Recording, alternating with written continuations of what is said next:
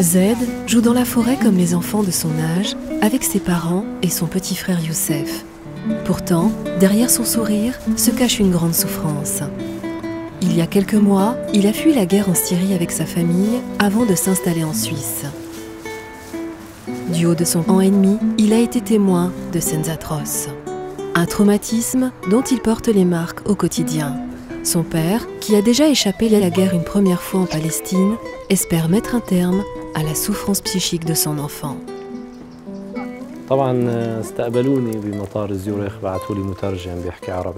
Le premier sentiment que j'ai eu lorsque je suis arrivé en Suisse, c'était une grande joie.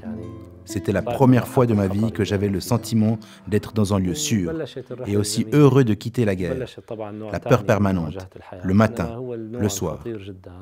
La peur d'être tué, d'être kidnappé, soit moi ou ma famille. Donc pour moi, arriver en Suisse, c'était une immense joie de sécurité. Le plus important pour moi, c'est la santé de mon fils Zen. Il a beaucoup souffert à cause de cette guerre quand il était en Syrie. Il a très mal vécu la guerre. Et maintenant, il porte sur lui toutes les conséquences de cette guerre. En ce moment, il suit une psychothérapie avec un psychologue. Et j'aimerais bien que mon enfant ait une vie normale, comme tous les enfants, qu'il s'amuse, qu'il puisse jouer avec d'autres enfants. Ça, c'est une chose qui nous rend tristes.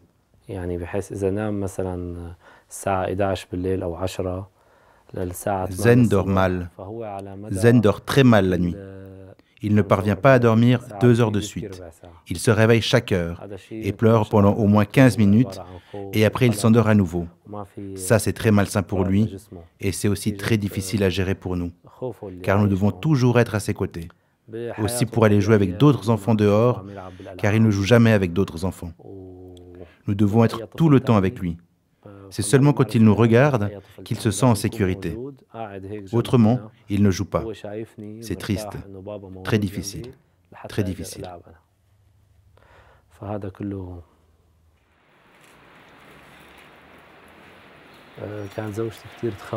La personne qui a remarqué en premier les problèmes de Zen a été ma mère. Elle a vu qu'il avait des choses dans son développement qui n'étaient pas normales. Mais en Syrie, nous n'avions pas la possibilité de nous rendre chez le médecin et de faire un suivi. Ce n'est qu'à notre arrivée en Suisse que nous avons pu le traiter, notamment pour ses comportements très hystériques.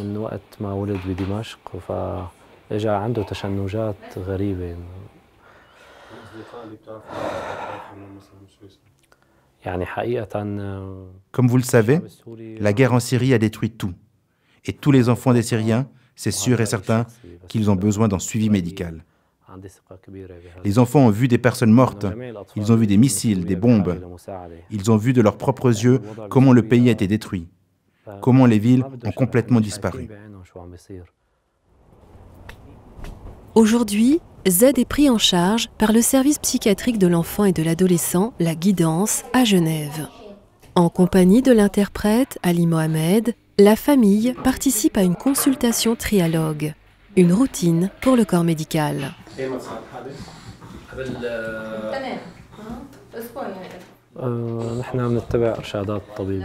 On suit les conseils du psychologue, de parler tout le temps avec lui, de lui expliquer les choses, d'être un ami plus qu'un père qui lui donne des ordres, soit moi ou ma femme.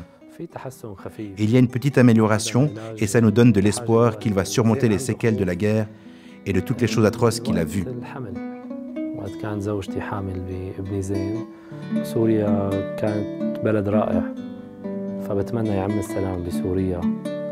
Mon premier souhait est que la paix revienne en Syrie. La Syrie est un beau pays, et c'est dommage qu'il soit détruit.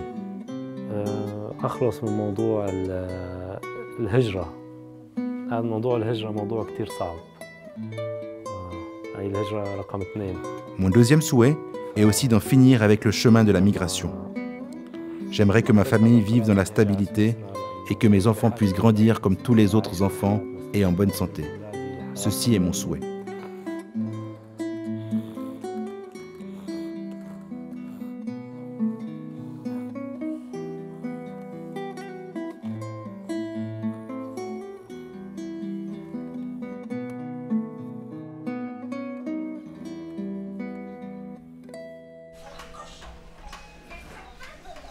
Avant l'été 2015, la consultation santé migrants à l'hôpital des enfants à Genève accueillait près de 60 nouveaux patients par mois.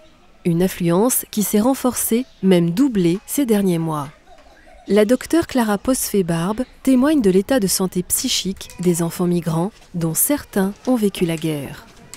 Les enfants qui ont des problèmes psychiques, c'est vrai que c'est compliqué au sein d'une même famille, puisque c'est des enfants qui deviennent souvent difficiles. Et n'empêche qu'au niveau général, ça a une importance vraiment primordiale, puisque c'est des enfants qui, du coup, de façon globale, vont moins bien, mangent moins bien, dorment moins bien, peuvent être agressifs ou au contraire complètement retirés. Et de ce fait-là, ils ont des conséquences sur leur santé somatique aussi, puisque en mangeant moins, ils perdent du poids ou bien ils ne grandissent pas. Ils peuvent avoir des conséquences sur leur santé, du coup avoir des troubles d'apprentissage s'ils vont déjà à l'école, ou bien des troubles d'apprentissage par rapport à leur développement s'ils sont plus jeunes. Les problèmes de comportement peuvent avoir des conséquences sociales, puisque c'est des enfants qui soit se retirent complètement, ne veulent pas interagir avec d'autres, soit deviennent nerveux ou agressifs, et du coup les gens ne veulent pas interagir avec eux. Donc ça les isole encore plus de ce qu'ils ont comme problème vis-à-vis de la langue ou de leur histoire migratoire.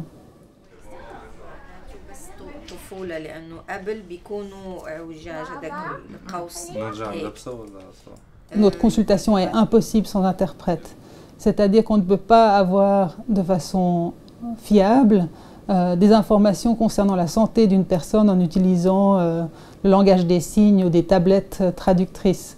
C'est indispensable pour nous de travailler avec des interprètes parce que justement les histoires sont complexes et qu'on se rend compte que si on ne pose pas des questions précises, on n'a pas de réponse précise. Si on demande à des gens « tout va bien », ils vont dire oui, alors que l'enfant peut-être ne va pas bien du tout. Bonjour, je suis le docteur Posfet. Bonjour. Bonjour madame. Je pense qu'après un parcours migratoire compliqué, tout le monde est en crise et du coup c'est difficile pour les parents d'être très attentifs au début. Donc les parents aussi doivent se poser d'une certaine façon, pouvoir être calmes en Suisse et puis se sentir rassurés, ce qui n'arrive pas toujours très vite. Mais après, les signes pour les parents, c'est vraiment par rapport au sommeil, à l'alimentation et au comportement. Ça va être les premiers signes qui montrent une souffrance psychique. Ça va beaucoup mieux. Il y a des parents qui repèrent ça très bien et d'autres qui sont moins attentifs. Donc c'est vrai qu'à notre consultation, nous on pose très spécifiquement ces questions-là pour savoir comment ils interagissent avec d'autres enfants, avec leur fratrie, avec leurs parents. Est-ce qu'il y a eu un changement de comportement? Et souvent, malheureusement, on le détecte assez bien.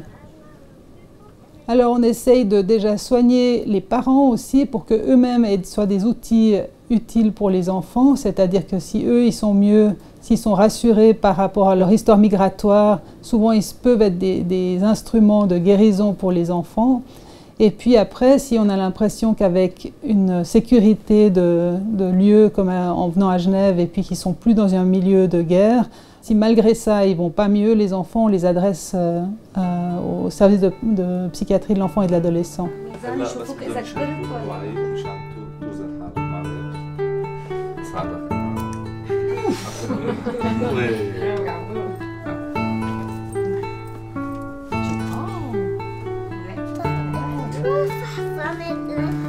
روح على الميزان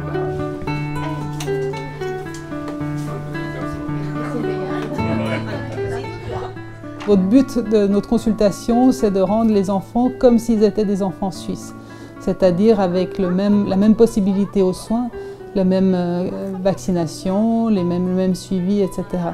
Donc je pense concrètement qu'au bout de quelques mois chez nous, les enfants sont aussi bien suivis que les jeunes voix.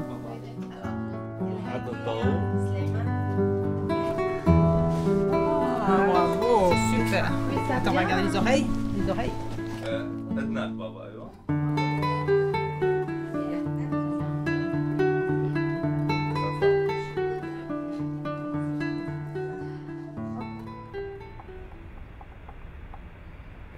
Pour mieux comprendre la santé physique des enfants migrants, nous nous sommes rendus à l'hôpital de l'enfance de Lausanne.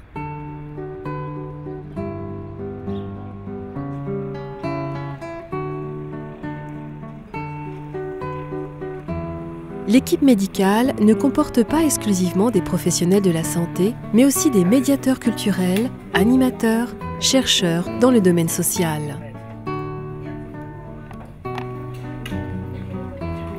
Je suis venu pour ma fille en fait, parce qu'elle a des plaques d'allergie, plein de plaques rouges dans les jambes, dans les bras. Je suis venu depuis quand ils sont déjà toutes petites, ils sont bébés. Là je suis en vacances aussi, j'ai pris les vacances pour les enfants pour garder. Sinon c'est la famille qui m'aide. Sinon je m'arrange avec les grands-parents, de laisser le petit là-bas. Je viens de la Turquie, et puis côté ma femme c'est du Portugal. Un hôpital à l'image de la diversité culturelle en Suisse. Les patients viennent des 4 coins du monde. Durant une journée de travail à l'hôpital, le médecin-chef Mario Guéry dresse un état de lieu de la santé des enfants. Bon, globalement, la qualité de la santé, elle est plutôt bonne. Mais c'est vrai que ça dépend. Ça dépend de tellement de facteurs. Peut-être le premier facteur qui intervient, c'est est-ce qu'on voit les patients migrants au moment où ils arrivent de leur trajectoire et de leur pays.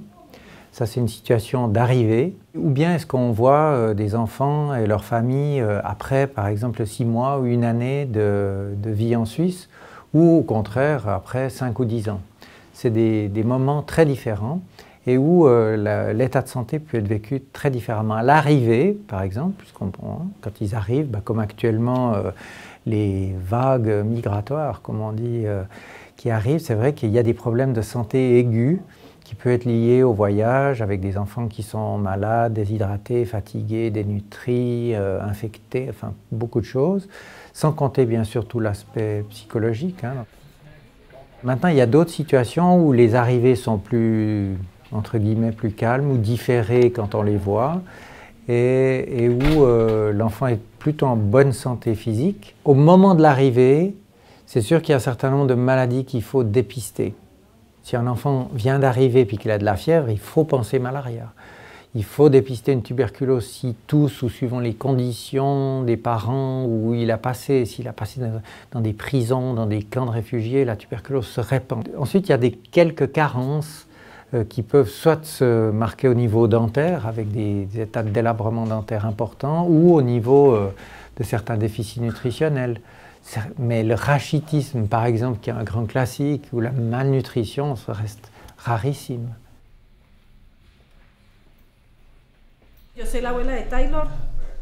Je suis la grand-mère de Taylor. Il a 3 ans. Depuis de nombreuses années, depuis qu'il est né, il a des problèmes de respiration.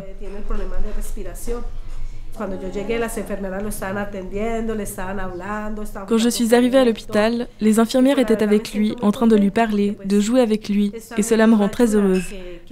C'est aussi un soutien qu'elle nous apporte en ces moments si difficiles. Il est vrai que si je n'avais pas été là, cela aurait été un peu compliqué avec la garde de Taylor, car mon fils travaille, la mère de Taylor aussi, et moi aussi je travaille, mais par hasard, aujourd'hui j'ai congé toute la journée, et c'est pour ça que j'ai pu venir à l'hôpital. Mais je lui dis à mon fils qu'il ne faut pas s'inquiéter. Si Taylor reste tout seul, les infirmières vont lui porter de l'attention, il va être bien. Pour moi, c'est normal de m'occuper de mon petit-fils. C'est d'ailleurs mon travail en Suisse. Je garde des enfants et bien entendu, garder mes petits-enfants, c'est normal. Maintenant, il faut être patient. Espérons qu'ils ne doivent plus revenir à l'hôpital. Docteur Guéry, est-ce que les problèmes d'asthme chez les enfants, c'est récurrent? Ça nous occupe, nous, oui, beaucoup, ouais, énormément, ouais. C'est la pathologie, une des pathologies les plus fréquentes qu'on a aux urgences. alors qui est majoré pendant les périodes d'hiver ou les périodes de froid qui commencent comme maintenant, mais qu'on voit tout au long de l'année aussi. Et c'est en progression pour probablement 1000 raisons. Une des raisons assez classiques, c'est quand même la présence pour les enfants de tabagisme passif. Il y a beaucoup de tabac dans l'environnement et les enfants qui reviennent, même s'ils ont des fois des facteurs allergiques ou des... Mais le tabac, c'est quelque chose d'important.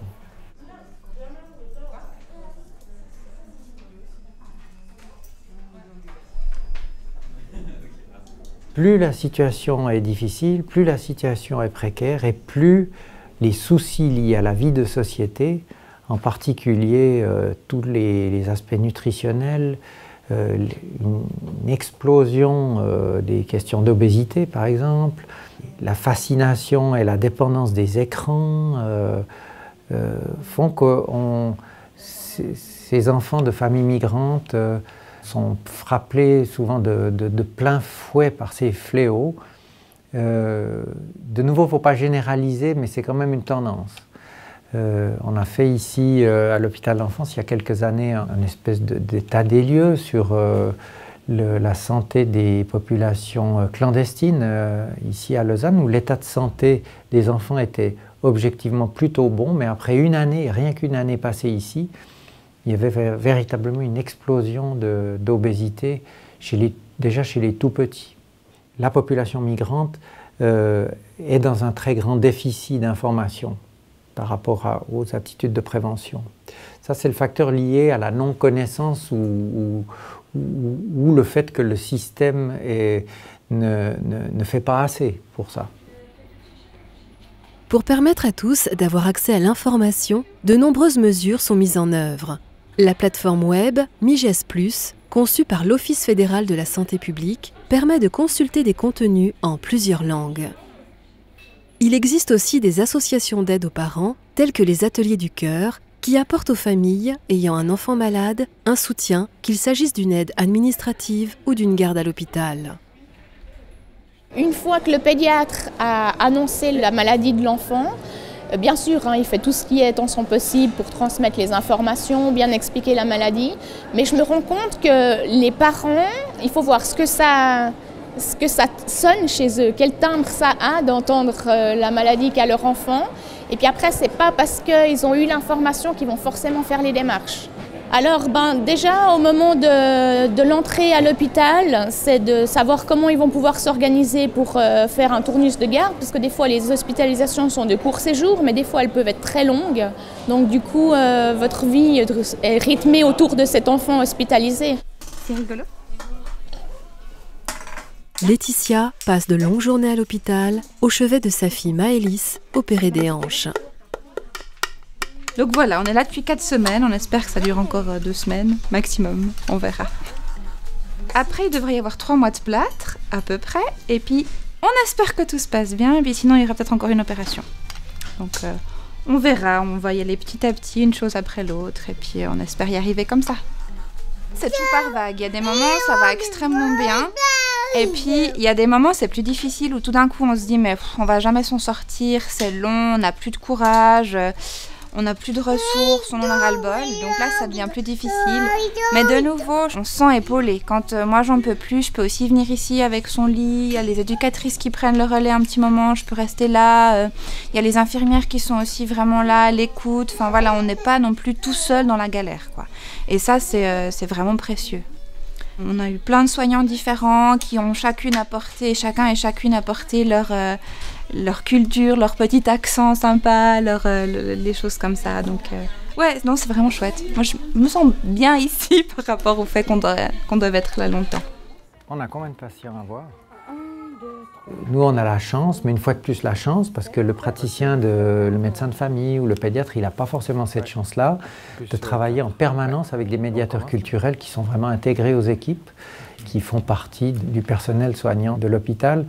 Ce qui fait qu'une certaine culture s'est instituée depuis de longues années ici. Culture qui est aussi enrichie par le fait qu'une bonne partie du personnel de santé est lui-même aussi issu de l'immigration. passer à la hauterie? Oui, elle m'a dit venir ici. C'est juste pour l'infirmière de l'inscrire en fait. J'étais étonnée de voir autant d'infirmières qui viennent d'ailleurs. Alors c'est vrai, en tant que quelqu'un qui vient d'ailleurs, on se sent pas seul en tant que migrant. Chaque patient a leur croyance, chaque patient vient avec leur expérience aussi. Il vient d'Afrique, il vient d'Amérique du Nord, il vient d'Asie, c'est vraiment très diversifié.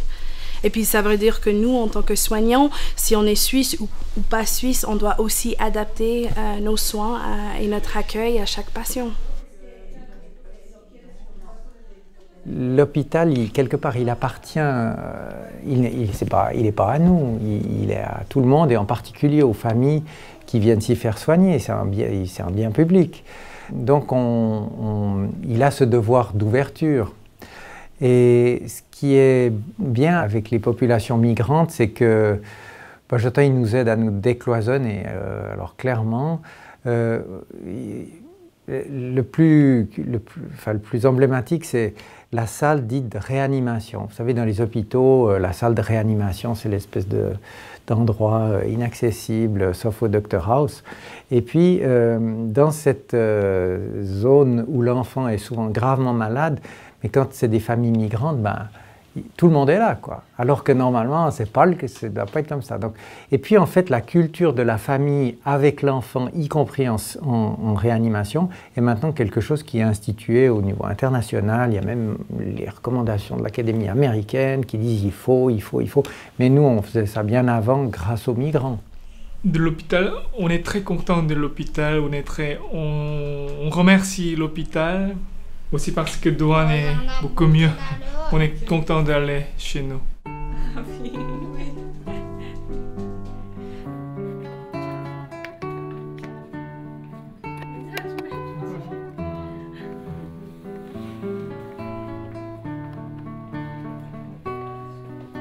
Ici, les migrants, malgré tout leur parcours des fois très difficile avec les enfants, c'est vrai qu'ils participent à un certain...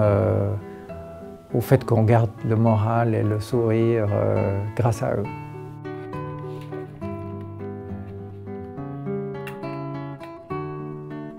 Le sourire, une mission pas impossible pour les clowns de l'association Hopi Clown, qui déambulent dans les couloirs et les chambres de l'hôpital des enfants de Genève. Leur objectif, semer le rire, la poésie et l'imaginaire.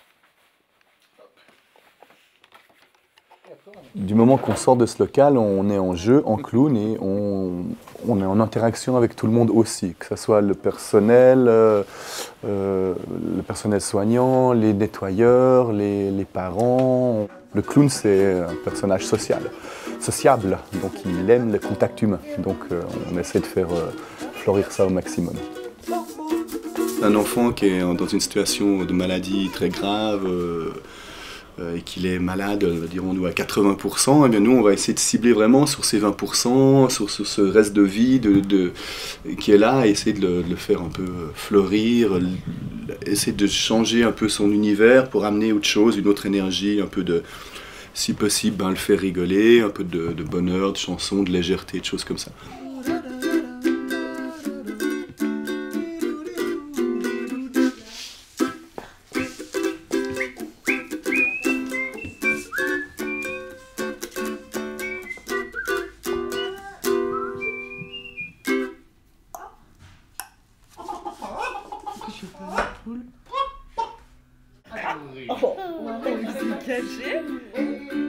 On s'adapte vraiment aussi à l'âge, aux situations, des choses comme ça.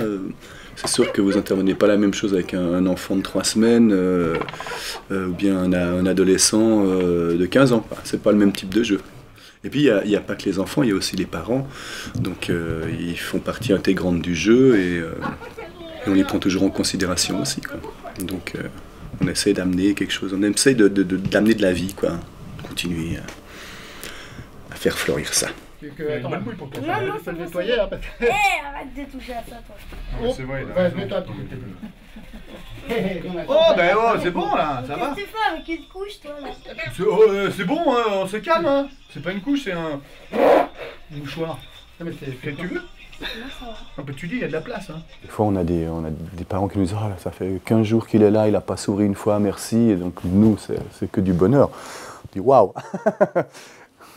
Alors, avec la magie du costume, du nez, je ne perçois pas tout de suite la maladie, ou c'est pas ce que je vois en premier chez l'enfant. Pour moi, l'enfant, il est, oui, bien sûr, il est avec peut-être avec ses bobos, avec sa maladie, mais c'est avant tout un enfant. Quando, como y donde, tú siempre me respondes. Quizás, oh pardon, en plus je me plante. Quizás, y así pasan los días, y yo desesperando, y tú contestando. Quizás, quizás.